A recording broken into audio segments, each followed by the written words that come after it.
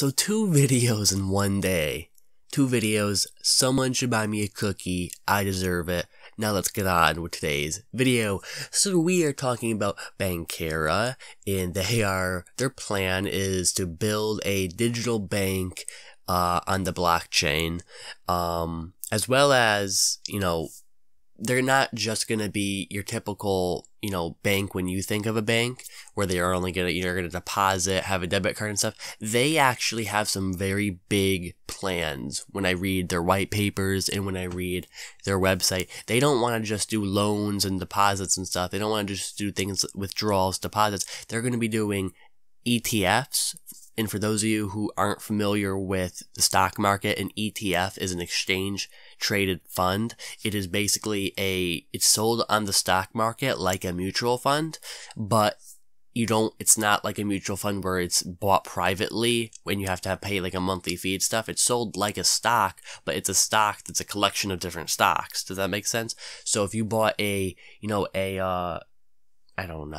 computer ETF or like a chip ETF, it'll be a little fund on the stock market, and it would have, AMD, Intel, NVIDIA, it's basically a fund that targets a specific sector of the market, or there are broad ones as well.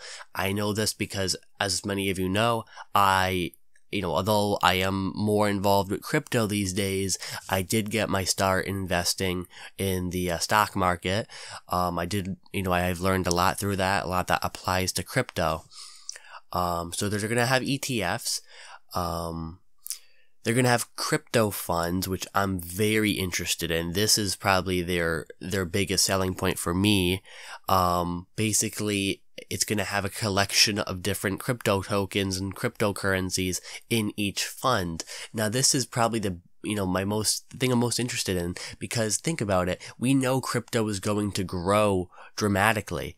Wouldn't it be great if there was just a crypto fund that had, the top 10 performing cryptos, and you bought in the fund, you got a little bit of each, just say 10% of each crypto, and it diversifies you automatically, and it's going to grow over time. So even if one or two of the cryptos fail or fall off or drop, the fact that you're buying into the entire segment of the market allows for your portfolio to keep growing and keep gaining more and more and more value. So that is something that interests me a great deal. Their cryptocurrency fund called, crypto funds.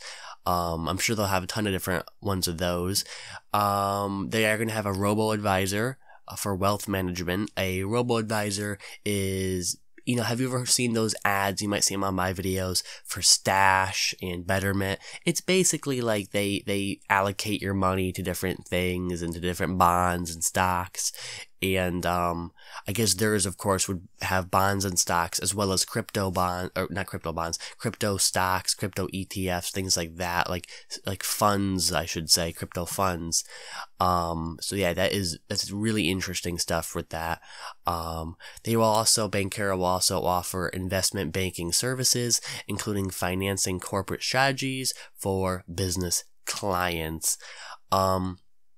So yeah, there's a lot going on here, guys. I'm not even sure if I could get it all done in this video. It might have to take a part 2, because I don't want to make my video too long. Don't want to bore you guys. But yeah, let's get into the payments on Bankera. So this is from their white papers. Payments including payment accounts with personal, IBAN, debit cards, interbank, foreign exchange rates, and payment processing. All services will support both traditional fiat currencies as well as cryptocurrencies such as Bitcoin, Ethereum, Dash, and other tokens. In the long term, Bankera will implement innovative solutions such as gross domestic product, GDP-linked currencies, and the use of equity-traded funds as substitutes for money. That's some really interesting stuff here. So what I'm getting from this is that their purpose is to, although they're going to accept cryptos, they're going to give you a lot of different options to have money that, instead of getting devalued over time, like the Federal Reserve money and the funny money and the, all the fiat shit, although they're going to accept that shit, they're going to give you a lot of different options to have currency that, instead of going down over time, goes up. So what they're saying, gross domestic product linked currencies. So are they trying to develop a currency that will go up as GDP goes up? Like some, GDP goes up 4%, the currency goes up 4%. I'm not sure too much about that, I'll be honest. But that does seem very interesting to me.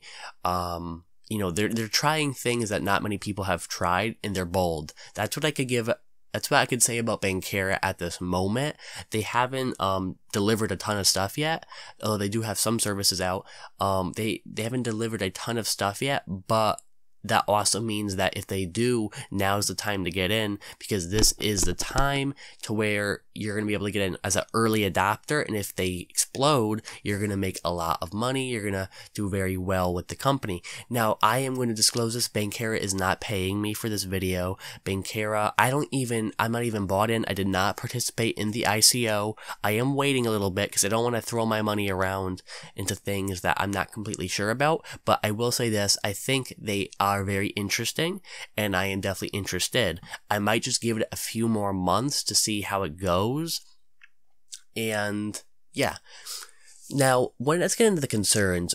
Some of the concerns I have with this are how much of this is actually blockchain related, right?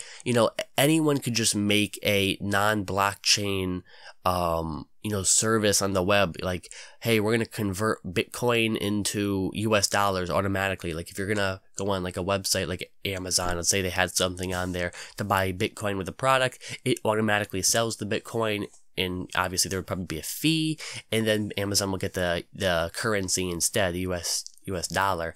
That's not a blockchain based service. That's just, a normal service. They will use the blockchain. And that's what my concern is with Bankera, because they have so many different things going on. How much of this is blockchain? How much of this, what is blockchain? What infrastructure isn't blockchain? There's a lot of different things going on, and I don't think they're going to be able to fit this all into a blockchain service.